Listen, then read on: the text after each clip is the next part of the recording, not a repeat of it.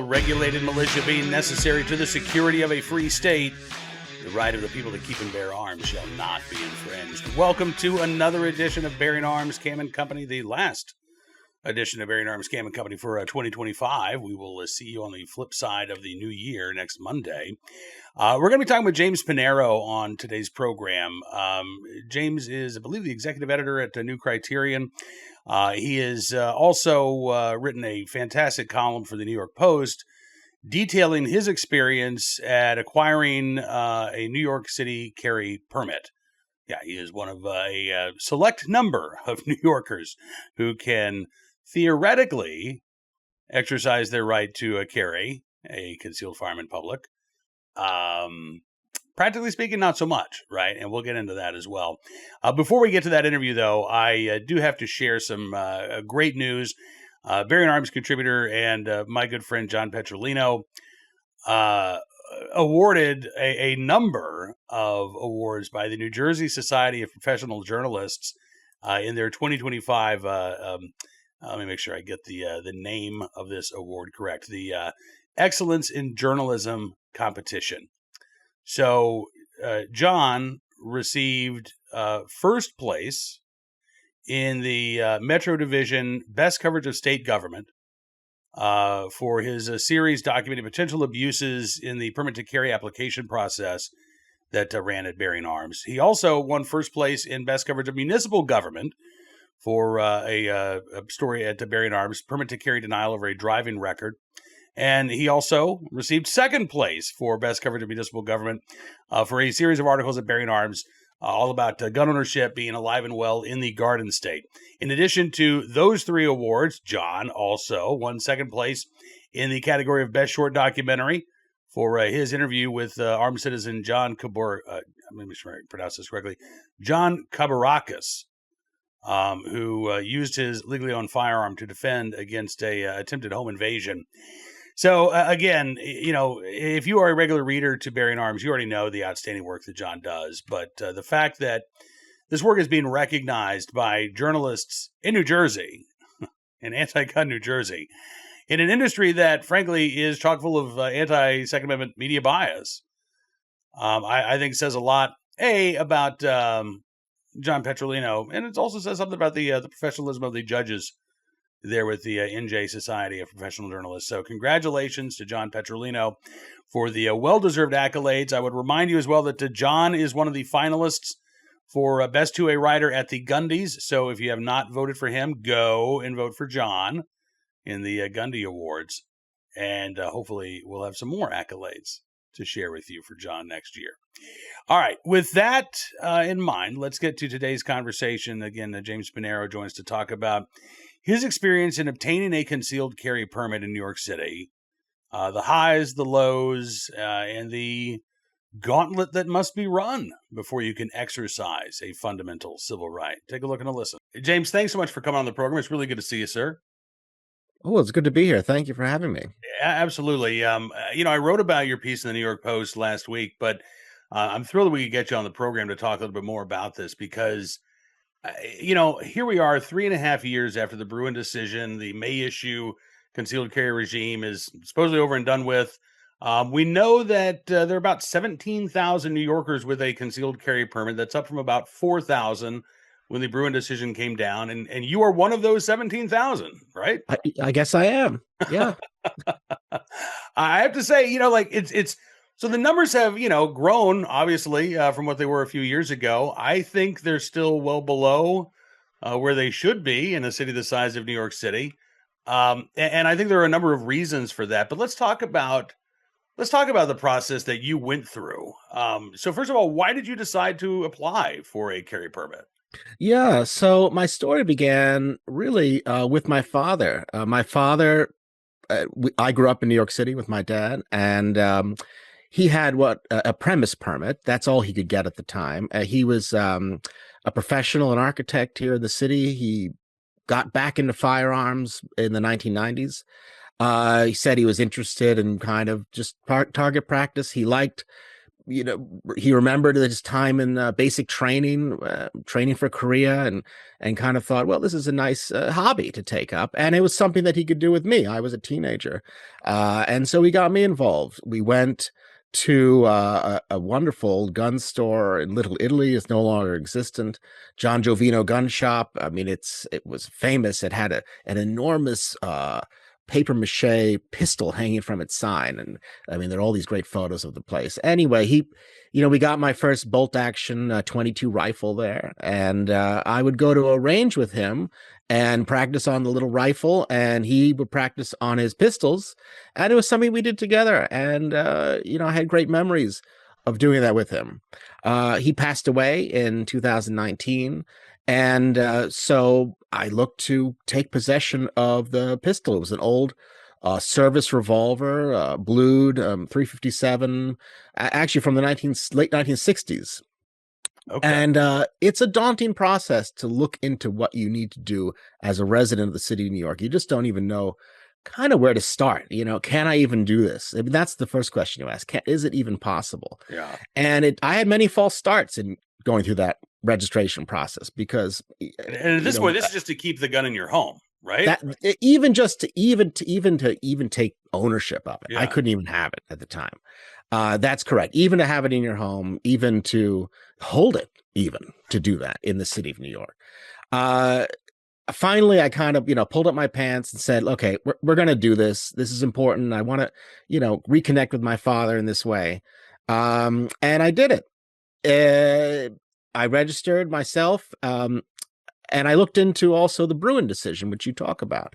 And it's a fascinating decision. 2022, Clarence Thomas wrote the opinion, the majority opinion of the courts. And this was a challenge to the laws at the time, which said that you had to show cause to have a concealed carry permit in the city of New York, which meant that really most people couldn't get a concealed carry permit. Only if you dealt with diamonds or cash or that kind of business could you justify yourself to the state saying that I would like a concealed carry permit. Well, the court said otherwise. It said actually the right to self-defense shouldn't need a particular claim. This is a right that's enumerated in the Constitution. They're certainly right about that. I mean, the reason we have rights is not because they're popular, it's because they're unpopular, and they need to be defended for that reason. If they were popular, we wouldn't need to enumerate them, right? But that's why we have them enumerated, and thank goodness the court saw that and understood that. So what it meant is that now, yes, any New Yorker can apply for a concealed carry permit, which is kind of replacing the premise permit, I think, in the process, as I understand it, because there's really no need to have a premise permit when anyone can now apply for concealed carry.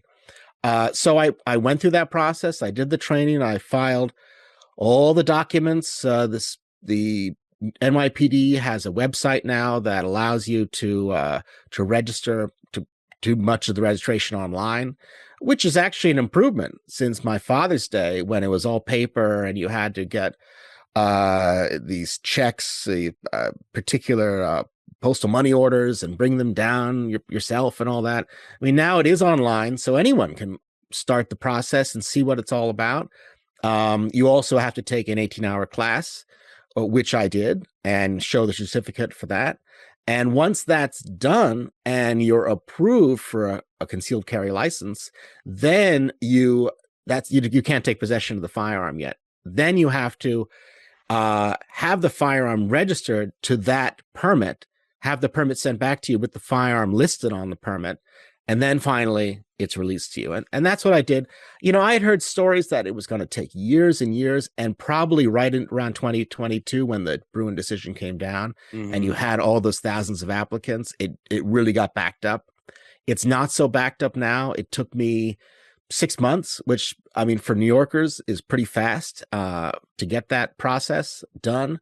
And as I write in my article for the Post, I found it an interesting process. I did. I really enjoyed the 18-hour class. I kind of enjoyed the camaraderie. It got me involved in a wonderful local range near my office called the West Side Rifle and Pistol Range. And they are a wonderful lifeline for anyone interested in pursuing this process, they're at FFL, so they can help with the transfer documents, they can advise, they can offer the training course, which I took there, and they're also a range. So you can join the range once you're a registered concealed carry. You can't do anything on the range except you can fire a 22 rifle. That's allowed within the city and state Okay. without a permit. So if you want to just practice on a rifle there, you can also do that.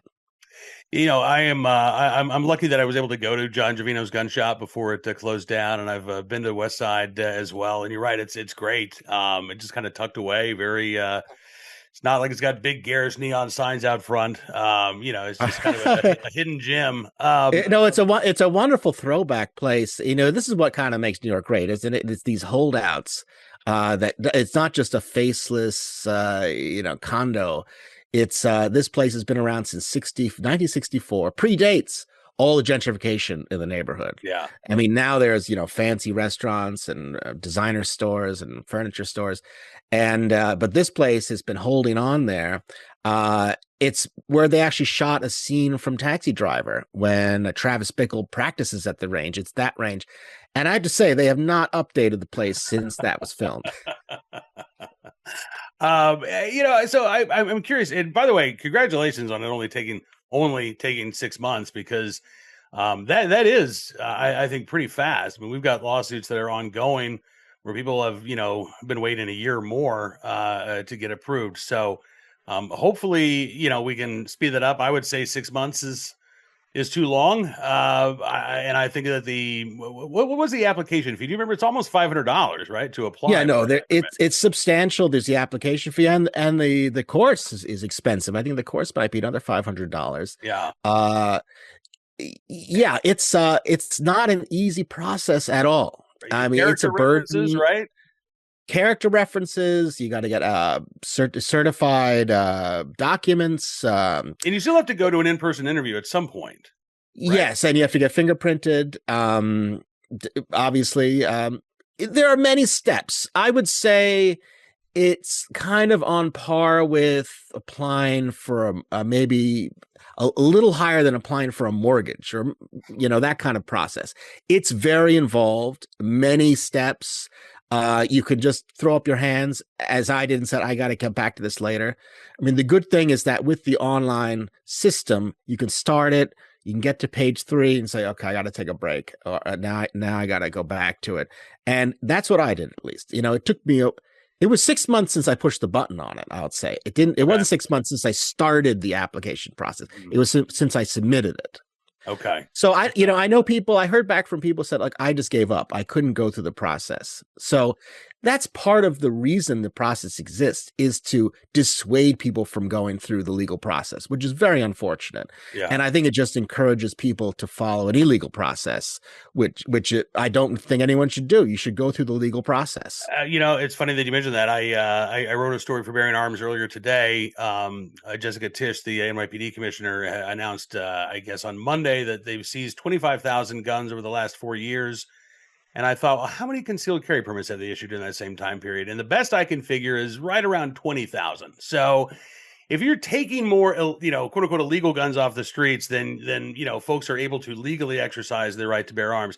I think that's evidence of a problem, and there's clearly a lot of work to be done. But again, your column in the New York Post, I think, lays out this process and helps people who maybe are thinking about this understand. Okay, here's the gauntlet I'm going to have to run. And you talk about, there are a couple of things I want to get back to with what you just said. The class that you took at West Side. Were you surprised at who your fellow classmates were? And was it a cross section of New York?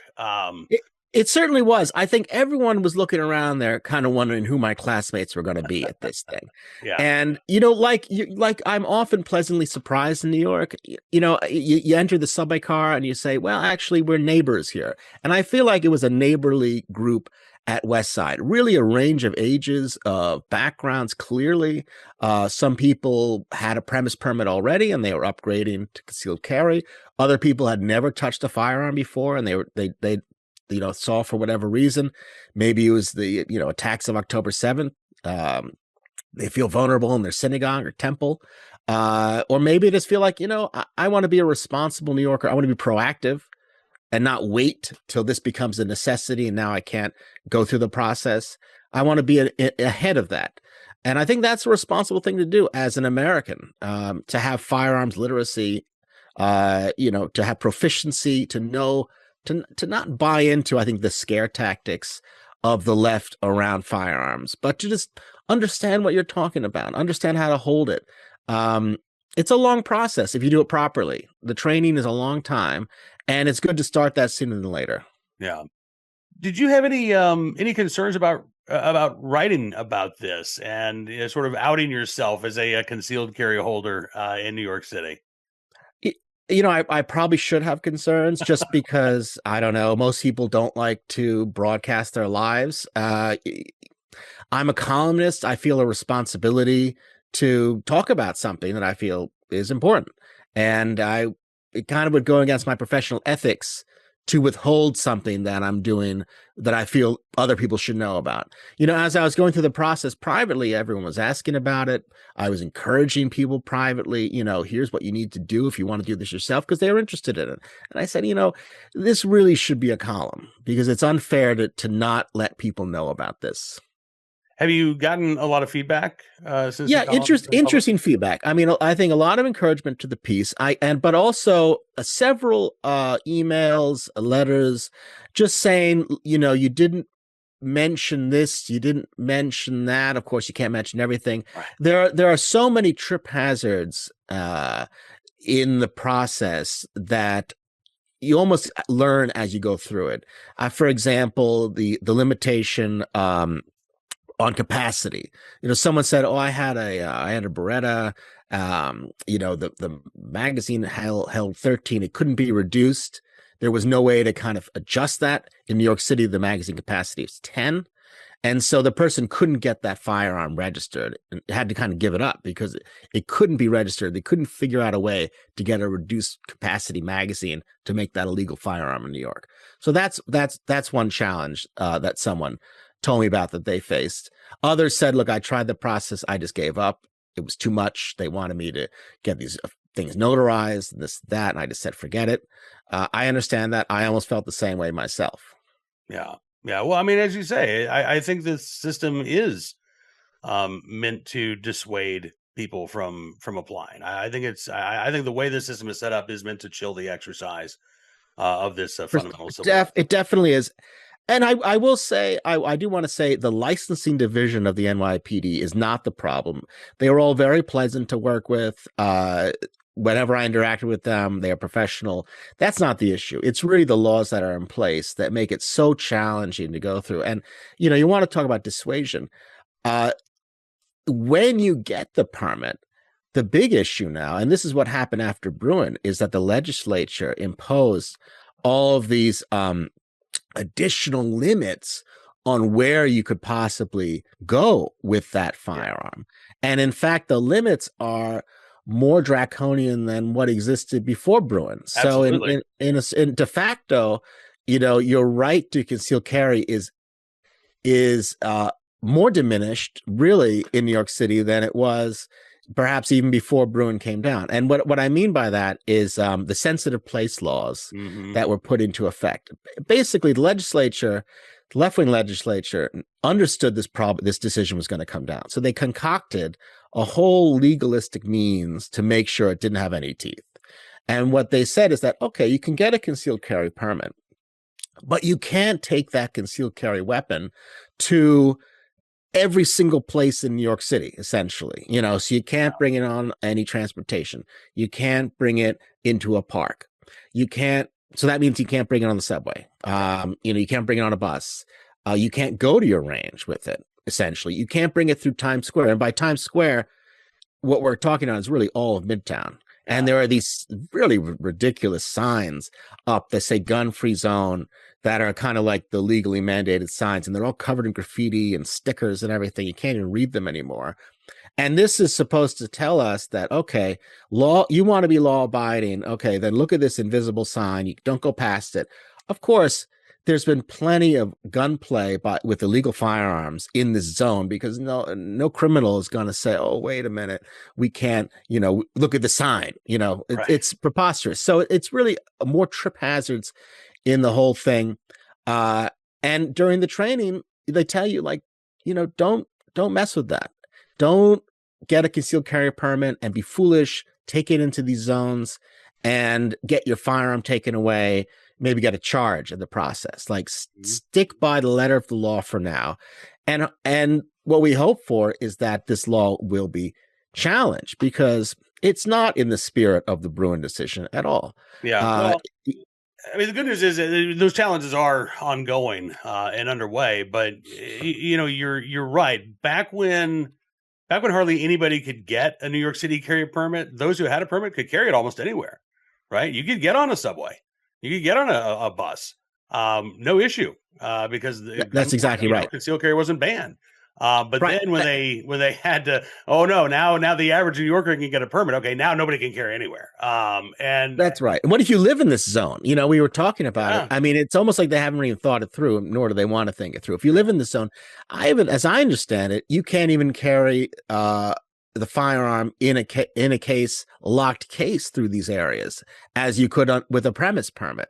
So I mean, it really makes it truly impossible to really use it effectively if you wanted to as something for self-defense. yeah. Well, I got to tell you, like I said, there's ongoing litigation. Maybe in the new year we'll see Panero versus NYC. Do you think? Well, yeah. Well, I would just say I know you had Harmeet Dillon on. I think she's a wonderful person.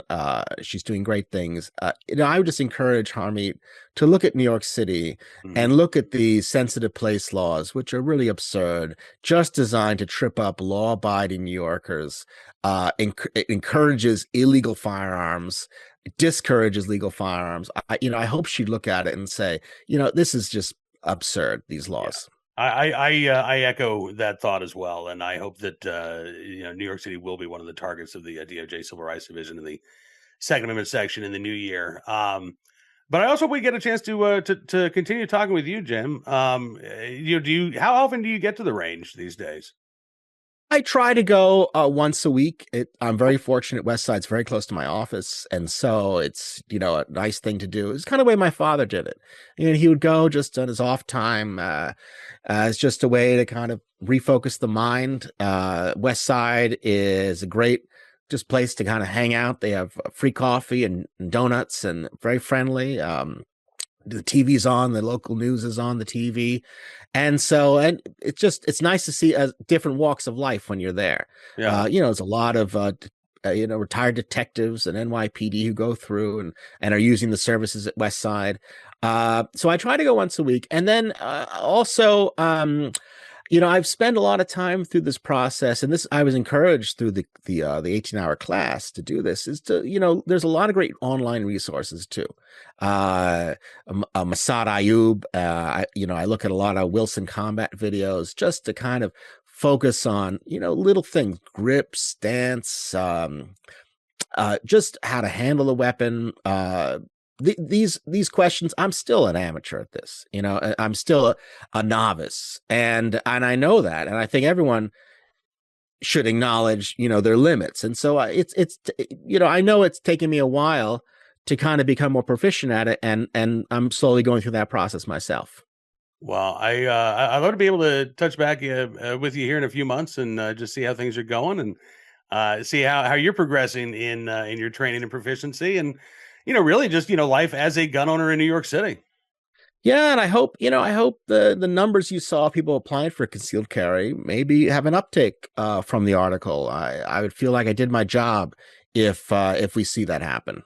Listen, if nothing else, I think you did a very good job of helping both, those who are curious about getting their concealed carry permit and frankly, those New Yorkers who maybe don't have an interest, maybe who maybe are opposed to the idea of concealed carry. I hope that they too have a better idea of like, okay, here's the gauntlet that has to be run in order to, exercise this right. No matter what you think about this right, it is enshrined in the Constitution, and we should be able to exercise it. Yeah, And and I would add also, dealing with issues of state lines. I mean, this is a big issue too, is that, I can have this concealed carry permit in New York City, but, does it translate to other states? No. right, This and is does very my Virginia challenging. permit translate to New York Yeah. City? Absolutely not. Right. Yeah.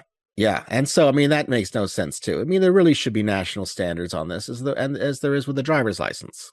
Yeah, absolutely. Well, we've got legislation that probably is not going to pass the Senate, even if it passes the House. But the Supreme Court actually could take up a case. It's got a case called Markey versus Massachusetts that'll be discussing in conference early next year. Schoenthal versus Raoul is a challenge to the ban on concealed carry on public transportation in the city of Chicago. So if the court takes one or both of those cases, then, that would certainly have an impact on what you're able to do with that lawfully possessed firearm there in New York City. Yeah, amazing. Yeah, well, we'll all follow it very closely. Absolutely. James Panero, thank you so much for coming on the program. It's a real pleasure, and hope you have a happy new year, and look forward to talking to you again in 2026. Nice joining you. Thank you. Thanks to James for joining us on the program, and looking forward to touching base with him in the new year. John Javino's gunshot, by the way, it was it was really sad. I think COVID took out John Javino's gun shop. I don't think they were able to survive the extended closures. And Westside, I think, was worried about that as well. But I'm glad to see that they made it through the pandemic, and in the post-Bruen environment are a beacon for New York City's small but growing Second Amendment community. All right, on to today's Armed Citizen story, our good deed of the day, and our recidivist report. We'll start there with a story out of Minneapolis. Prosecutors pinned 2 Minneapolis crimes days apart on same teen, a Metro bus shooting and a man's killing. So not only are they pinning these 2 crimes on a teenager, 17-year-old Jeremiah DeRay Omar Deer, he was already known to law enforcement. Omar Deer has been charged in Hennepin County District Court with second-degree murder, stemming from the December 23rd shooting of Ashantes McCoy, as well as 3 counts of felony assault in connection with a series of shots that were fired that hit a bus on December 19th and wounded 3 people. Deer was arrested on December 23rd, remains in custody ahead of a hearing. I guess a hearing that took place yesterday in juvenile court. They are trying to have him moved to adult court because, in addition to the severity of these crimes, at the time of both shootings, Omar Deer was on probation after pleading guilty to attempted murder for his role in the shooting of a man in November of last year at a bus stop. The victim said he believed that he was being targeted in retaliation for an earlier shooting. So here you have a 17-year-old. Let's say a year ago, when he was 16, right? 16-year-old pleads guilty to attempted murder.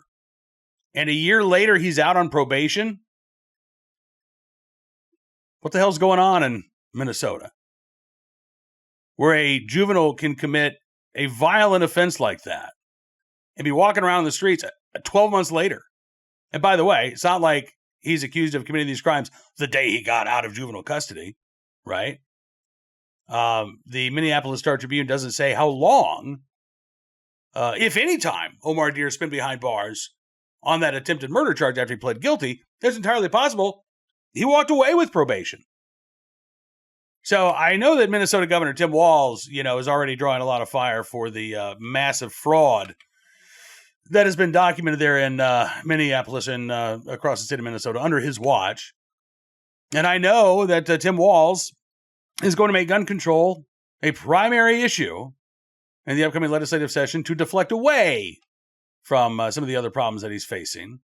But I sure hope that Republicans can call attention to the soft on crime policies that have been implemented under the watchful eye of Tim Walz, that have led to individuals like Omar Deer getting a slap on the wrist for trying to kill somebody. That slap on the wrist allowing him to be free, and now charged again with the successful murder of somebody, as well as wantonly firing multiple shots, injuring 3 people on a city bus. Does the buck stop with Tim Walz? I mean, he says so, right? He's the governor of Minnesota. So, yeah, I'm laying some of the blame for Omar Deer's slap on the wrist at Governor Walz's feet. On to today's armed citizen story from Fort Smith, Arkansas, where police say a man was protecting his girlfriend and children, as well as himself, when he shot and killed an intruder in the city. This was actually a couple of days ago. This was, I believe, not this past Sunday, but Sunday before. Dispatchers at the city's 911 call center, according to the Arkansas Democrat-Gazette, got a call at 8:51 p.m. that Sunday from a man who reported that a stranger wearing all-black clothing was trying to get into his apartment. Caller was inside the apartment. By the way, this was John Petrolino calling me. I'll give him a call back after we get done. Caller inside the apartment with his girlfriend and 3 kids told dispatchers that the intruder, who was identified after he was fatally shot, tried to force his way into the apartment through the door. Caller said he was able to push that intruder back outside, was able to secure the door, but the would-be intruder stayed outside. He was knocking on windows. He was speaking through the door. The homeowner didn't recognize the guy. Said that he thought that this individual was intoxicated, maybe under the influence of drugs. He said, he told dispatchers, I've got a gun. It's secured in a safe, but I've got it in my hand now because I'm afraid for my family's safety. Officers got to the scene about 8:54 p.m. as they were trying to access the property through secured gates and fencing. The resident called back and said, hey, this guy's opened a window and he's trying to get into the apartment. He's yelling at us.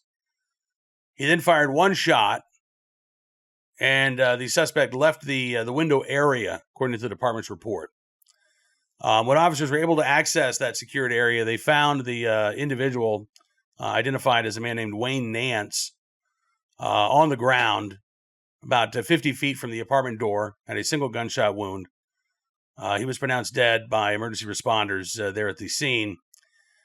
At this point, again, all indications are this was a lawful act of self-defense. Nance lived in nearby Muldrow, Oklahoma, had a history of charges relating to a robbery and assault, according to records from the Sebastian County Jail. In July of this year, he was actually arrested on suspicion of 2 felony counts of armed aggravated robbery. His most recent booking into the jail was November the 4th on suspicion of third-degree assault on a family or household member. In Oklahoma, Nance had a number of criminal charges as well, including charges of sodomy and domestic abuse involving assault and battery back in 2009. So the case is, I guess, still officially under investigation, but again, just based on the account of the homeowner there and the police investigation to date, it does appear that this was a case of self-defense. So we'll keep our eyes on any more updates there out of Fort Smith, Arkansas. Finally, today, our good deed of the day, in the right place at the right time, willing and able to do the right thing. A good Samaritan who helped rescue a couple and their pets from a car crash. This taken from the Good Samaritan's dashboard cam. That's scary. This was in California on Highway 50 near Lake Tahoe. Ruben Tala, who goes by RJ, he's a staff sergeant in the Air Force. His wife, Yvette Benares Tala, and their baby, they're all heading to Lake Tahoe when this SUV spun off the road in front of them and kind of came to a rest, basically leaning up against a tree that had already fallen. So this was a dead tree, not the most stable of things. And beneath that fallen tree, there's a drop-off of several hundred feet. Now, again, you can see the angle of that vehicle, right? It would not have taken much for that vehicle to simply flip over and go careening down the side of that mountain. So RJ immediately jumped into scene, or into action. He said, the only thing I had in mind is rescue those passengers. He and several other Good Samaritans were able to get to the vehicle, Tala said he needed to stabilize the car. So he asked another Good Samaritan, bring him a rope. They used it to tie the car's front steering wheel to I believe it was a live tree, just to kind of help, keep that vehicle stable. And then they basically formed a human chain to extricate the driver and the passenger and their animals to safety. And everybody was able to get out okay. I mean, again, that picture is just absolutely terrifying. And the fact that RJ and so many others came to the aid of that family desperately in need of help, in the right place at the right time, willing able to do the right thing. We thank all of those Good Samaritans, including Reuben Tala and his wife, for their heroic efforts that day. All right, that is going to do it, as I mentioned, for this edition of Bearing Arms Cam & Company, the last of the year. I want to thank you for not only being a part of this program, but for being a part of my life. This year did not start off the way I wanted it to. It has been an interesting experience the last 12 months, navigating the world and life without Missy, my wife of 27 years. And the support and the friendship and the love that has been shown to me by folks like you has just really been overwhelming, and it has been so appreciated. So from the bottom of my heart, thank you very much. I hope that 2026 is a good year for all of us, a great year for our Second Amendment rights. I'm looking forward to seeing you back here again on Monday. I'm going to be taking a couple of days off from bearingarms.com, but Tom Knighton will be holding down the fort. You may see a couple of stories from me between now and next Monday, but don't count on it. And again, thank you for everything. Until we talk again, be well, be safe, have a happy new year, and be free.